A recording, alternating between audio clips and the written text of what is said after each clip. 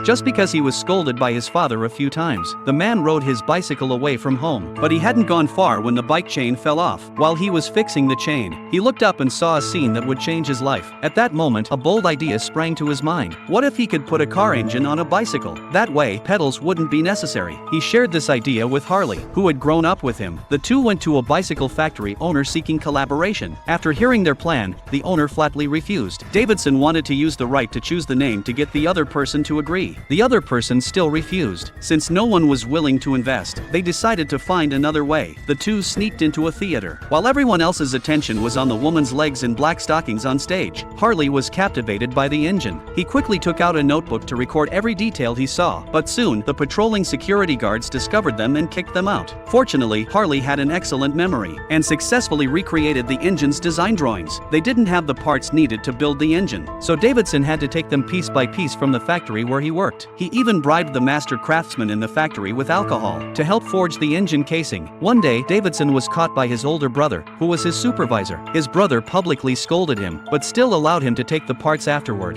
Through their persistent effort, they finally built the first motorcycle engine. Then Davidson poured gasoline into the engine. Harley turned the crank, and to their surprise, it worked. The engine soon stalled, because the parts they used were too old. They had no money to buy the necessary components. Suddenly, Davidson thought of his cousin, Walter. Walter was a farmer and had experience as a railroad mechanic. He asked Harley to write to Walter, explaining that he had just built a powerful motorcycle that could go anywhere. They estimated initial sales could reach hundreds of units. All they needed was a small investment from Walter, and together they could achieve their dream of making money. Harley thought this sounded exaggerated. Walter obviously didn't believe his cousin's claim. Business on the farm was bad, so he had to try other options. He went to Davidson's shabby little workshop. When he saw the bicycle, which wasn't even half finished, Walter immediately felt deceived. He angrily scolded Davidson. Just as he was about to leave, the drawings on the wall caught his attention. They were drawn with exceptional detail. Walter was completely impressed by Harley's talent. He immediately saw the problems with the motorcycle. He suggested Harley replace the chain with a tractor belt. After a night of intense research among the three, by dawn, they successfully installed the engine on the bicycle. Thus, the world's first Harley motorcycle was born. The three then went outside to begin testing it.